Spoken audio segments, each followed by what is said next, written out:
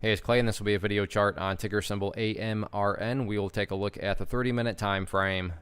Real quick, what do I mean by 30-minute in case maybe you're new to charts? Instead of each one of these candlesticks here representing 1 day's worth of price action, which is what you would normally see, each one represents 30 minutes. So while this here may look like several days worth of time, it's actually today's price action broken down into 30-minute time slices. I like to this time frame. I think it's a good job of telling the quote-unquote story of the price, and then makes mapping out levels of support and resistance a bit easier to see. Did this analysis several times last week. That is where the green line up here is coming from. But after today's price movement, the wheels pretty much fell off the bus in some senses. Things can always recover, yeah, but I mean, what was looking like a very nice chart, the bears just took a big bite out of it any way you look at it, and the price is now approaching lows that from a couple weeks ago. Not quite there, but that is where I'm going to now kind of just use this green line down here and point out that first and what I would consider a very important level of support. And I'm not saying the price is headed down here, but if it does go down to this area down here around $2.70, that is certainly an area that you do want to see hold. Taking a quick trip down memory lane, you can see the last time the price was down around 270, in the general area, it did do a great job of holding. So again, I'm not saying the price is headed down there, but if it does, and assuming of course you're bullish, then yeah, you definitely want to see this sort of price action over here repeat itself. Not necessarily to the tune of some sort of epic bounce like that, but at least just maintain the level up there.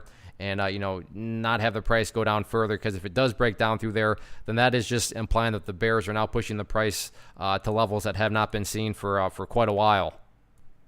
Now, in the event that price does start to bounce, the first key level that the bulls need to clear back up above is going to be right here at $2.85. And I'm just going to talk about that one level of resistance right now, because in my opinion, top priority right now, given there is quite a bit of downwards momentum, is not really breaking levels of resistance. It's all about stabilizing and trying to chip away and build some sort of higher base. So going forward, as far as I'm concerned, at least, even sideways price action is just as bullish as any upwards price action. Maybe you're saying, geez, Clay, that's setting the bar kind of low. You're saying that sideways price action is bullish. Yeah, absolutely. I mean, let's keep things in context here.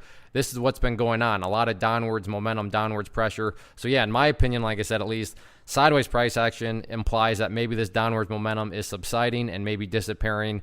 And that would be a good sign. If the downwards pressure, if we're getting some signs that is starting to leave, then that is a good step. And by no means a guarantee that a bounce is coming, but it's certainly a step in the right direction. So we'll see what happens with it right now. But yeah, a lot of downwards momentum, and let's see if the bulls can start to chip away and get some sideways price action or not. One of the biggest questions that I get is, hey Clay, how do you find the stocks that you trade? So what I've done is put together a free resource guide where I talk about the tools that I use to locate stocks that I find interesting and think may have potential. So if that sounds like something that could add value to you as a trader, then click on the image that is up on the screen right now and I will email you the guide. The guide itself is very short and to the point, and best part, it's completely free. Thanks for watching the video. Let me know if you have any questions.